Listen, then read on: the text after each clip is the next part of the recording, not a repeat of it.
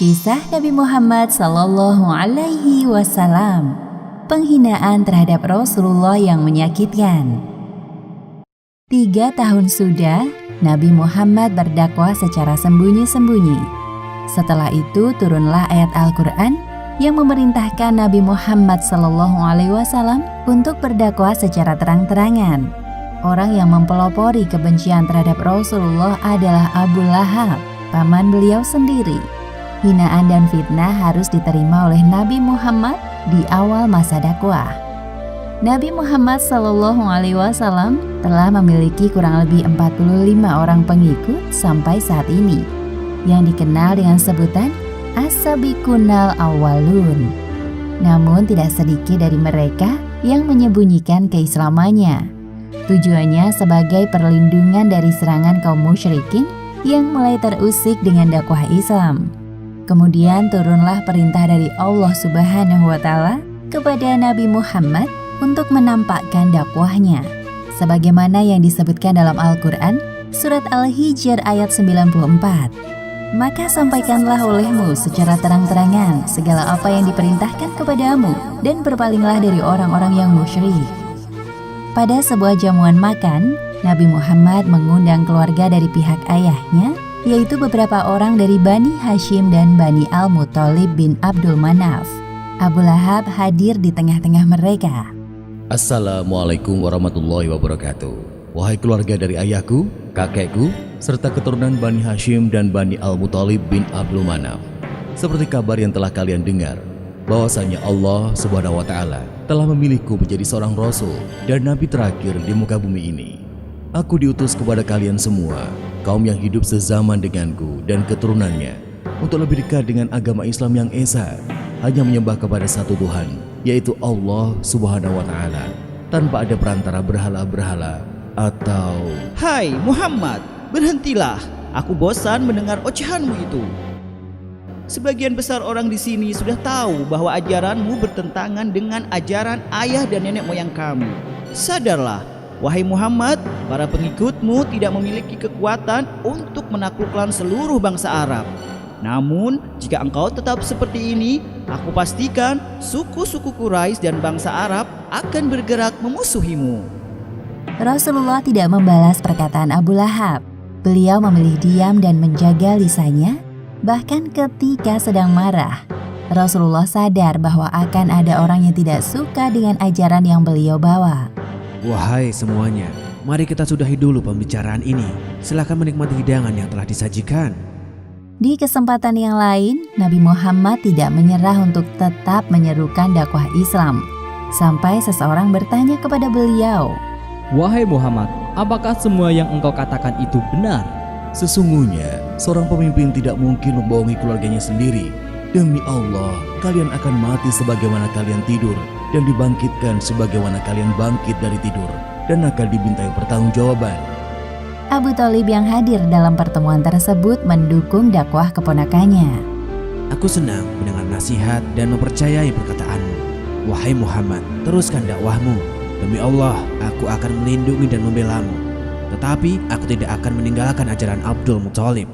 Ini benar-benar merupakan aib yang besar bagi keluarga kita.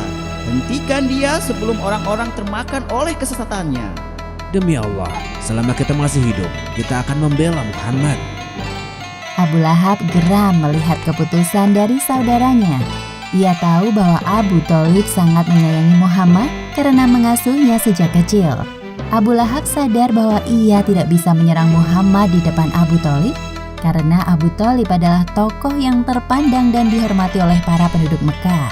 Untuk saat ini, aku harus bergerak dengan kedua kakiku sendiri. Suatu hari, Nabi Muhammad naik ke puncak Bukit Sofa dan berbicara di depan sekumpulan orang. Sebagaimana turun ayat Al-Quran, surat Asy-Syu'ara ayat 214. Dan berilah peringatan kepada kerabat-kerabatmu yang terdekat. Wahai sahabat, apakah kalian percaya jika aku katakan bahwa ada pasukan berkuda di lembah bukit ini yang akan menyerang kita? Ya, kami percaya padamu, wahai Muhammad. kami tidak pernah mendapati sedikit pun keluar darimu ucapan dusta. Sesungguhnya aku adalah seorang Rasul yang bertugas memberi peringatan kepada kalian agar beriman kepada Allah Subhanahu wa Ta'ala dan meninggalkan sesembahan selainnya. Walaupun aku seorang Rasul, aku tidak bisa menolong kalian kelak di akhirat. Jadi, selamatkan diri kalian dari panasnya api neraka. Abu Lahab yang ikut berkumpul di antara orang-orang merasa panas mendengar perkataan keponakannya. Cuma untuk ini kau mengumpulkan kami, wahai Muhammad? Sungguh perkataanmu tidak bisa dipercaya. Celakalah engkau selama-lamanya. Abu Lahab pergi dengan wajah marah dan pada saat itu turunlah ayat pertama surat Al-Lahab. Binasalah kedua tangan Abu Lahab dan benar-benar binasa dia.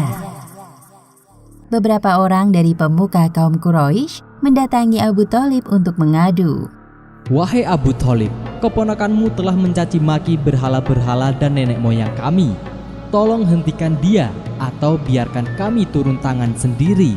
Engkau juga sebenarnya tidak sependapat dengannya, bukan? Kami telah mendengar semuanya. Maafkan aku, wahai saudaraku. Aku tidak bisa membantu kalian. Aku tetap akan melindunginya, apapun yang terjadi. Muhammad telah aku anggap sebagai anakku sendiri. Musim haji yang ditunggu-tunggu semua orang telah tiba. Kaum musyrikin telah bersiap melancarkan aksinya. Mereka duduk-duduk di pinggir jalan untuk menghasut para pengunjung Ka'bah yang datang. Tentunya Abu Lahab adalah biang pelopor dari peristiwa ini.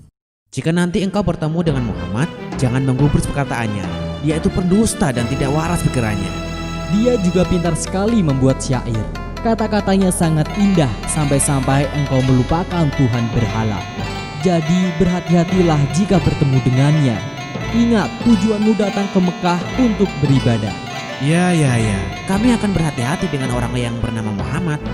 Sedangkan Rasulullah mendatangi para pengunjung Ka'bah di tempat-tempat yang biasa mereka datangi, seperti di Pasar Uqadz, Majannah, dan Zil Majas, untuk mengajak mereka masuk Islam.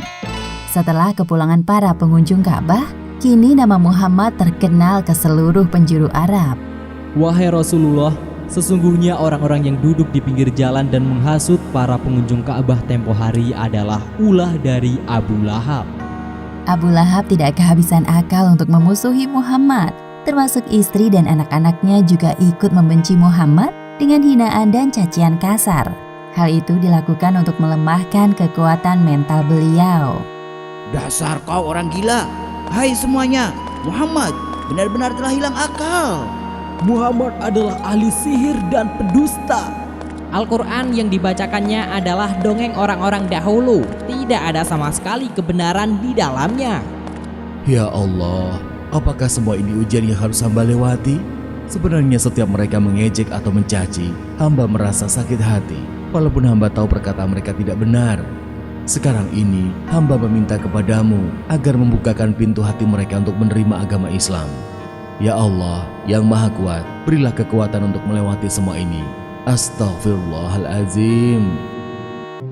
Demikianlah sepenggal kisah dari penghinaan terhadap Rasulullah yang menyakitkan. Hikmah yang dapat kita ambil dari kisah ini diantaranya: pertama, sebaiknya kita tidak memaksakan seseorang untuk masuk Islam. Namun kita diperbolehkan untuk mengajak dengan santun agar hati mereka tertarik dengan Islam. Dan kedua, hendaknya kita mencontoh kesabaran Rasulullah saat dihina atau direndahkan, tidak membalas dendam dan justru mendoakan mereka, karena sesungguhnya Allah Subhanahu wa Ta'ala bersama-sama dengan orang yang sabar. Wallahu a'lam bishawab.